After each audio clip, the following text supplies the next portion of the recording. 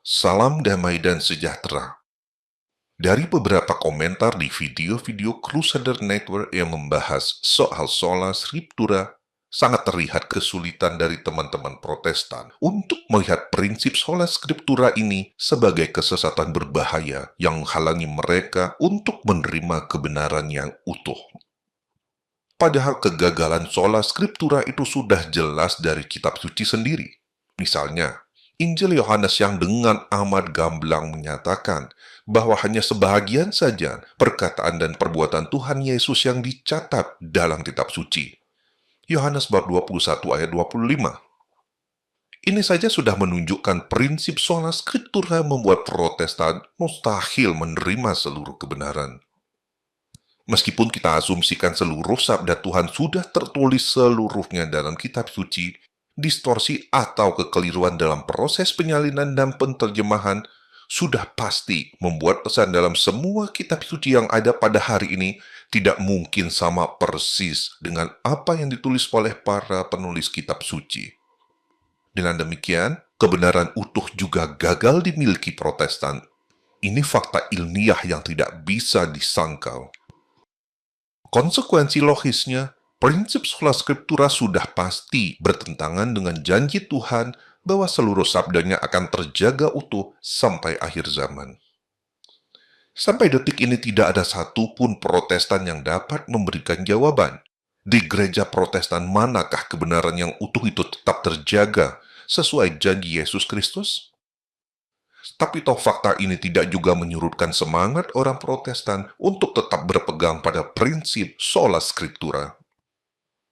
Saya yakin orang Protestan tidak akan berani menghujat Tuhan dengan menyatakan Tuhan gagal memenuhi janji untuk menjaga sabdanya tetap utuh. Orang Protestan pasti tetap percaya bahwa janji Tuhan itu tetap tergenapi. Tapi entah di mana janji itu digenapi buat Protestan, tidak penting. Yang paling penting adalah tetap berpegang pada sola scriptura supaya jangan menjadi Katolik. Dengan demikian prinsip ABK, asal bukan Katolik, itu lebih mendominasi proses berpikir dan beriman orang Protestan.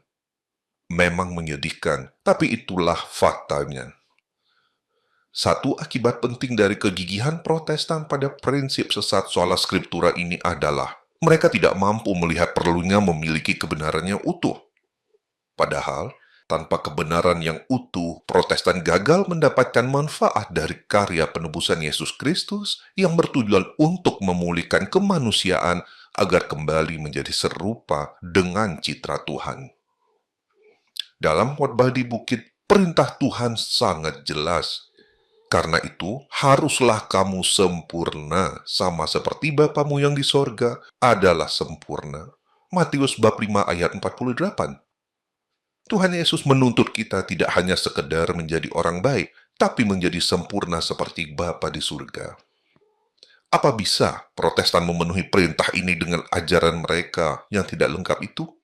Sudah pasti mereka akan gagal memenuhi ini. Tuhan Yesus menyatakan seluruh kebenaran kepada para rasul dan mengutus Roh Kudus untuk menjaganya tetap utuh di dalam gereja Katolik dengan tujuan agar kodrat manusia dapat dipulihkan kembali menjadi sempurna seperti Bapa di sorga. Ironisnya, Protestan malah mengabaikannya demi mempertahankan sola scriptura. Kalau ada orang Protestan yang ingin membantah pernyataan ini, silahkan tuliskan di kolom komentar atau buat video bantahan yang isinya menjelaskan bagaimana sola scriptura dapat membawa manusia pada kesempurnaan seperti Tuhan. Mengapa Protestan pasti gagal memenuhi tuntutan Tuhan kita dalam Matius bab 5 ayat 48? Menjadi sempurna seperti Bapa di surga adalah menjadi seperti Yesus. Dua tahap paling penting yang dibutuhkan untuk itu adalah pengudusan dan meneladani hidup Yesus. Untuk proses pengudusan, kita membutuhkan sakramen Ekaristi. Dengan menerima tubuh dan darah Yesus Kristus, kita sebenarnya berproses untuk menjadi kudus. Sakramen Ekaristi ada di gereja Katolik sebagai bagian dari tradisi suci, tapi justru ditolak oleh Protestan karena sola scriptura. Selain Ekaristi, untuk pengudusan, manusia juga butuh hidup doa yang kuat. Ketika murid-muridnya mengeluh tidak dapat mengusir setan jenis tertentu, Tuhan berkata, jenis ini tidak dapat diusir kecuali dengan berdoa. Markus bab 9 ayat 29. Untuk dapat mengusir setan yang kuat, orang perlu menjadi kudus.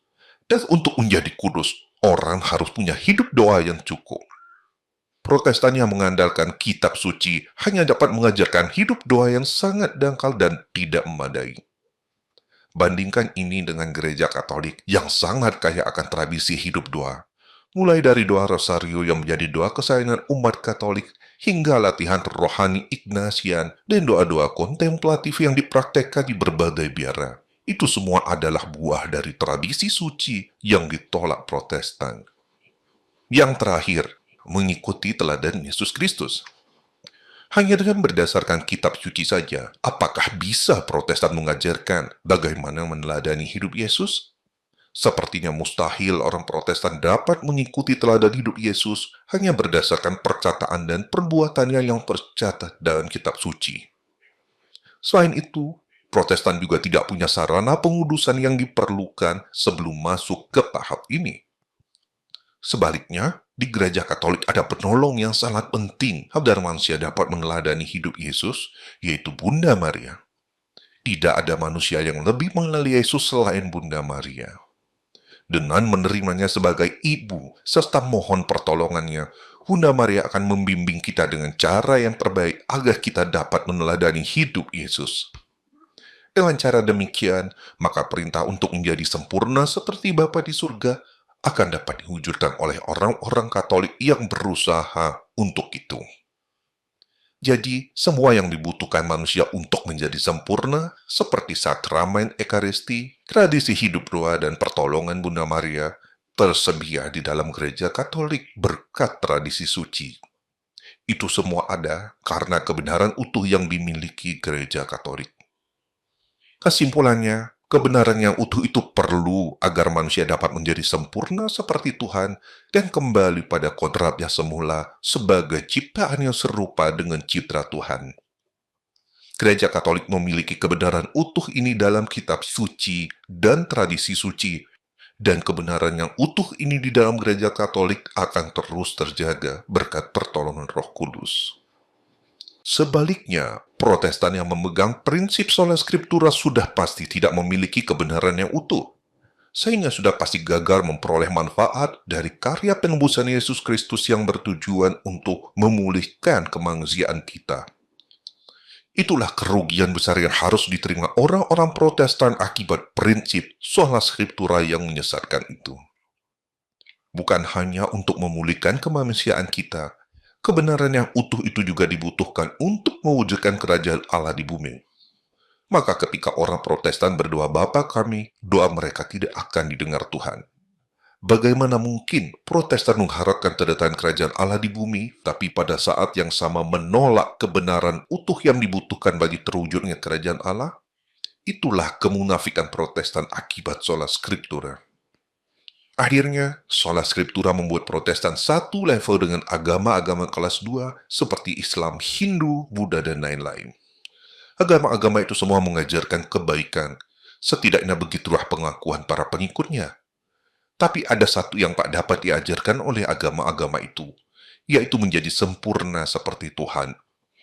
Dalam hal ini, Protestan tidak lebih baik dari agama-agama tersebut.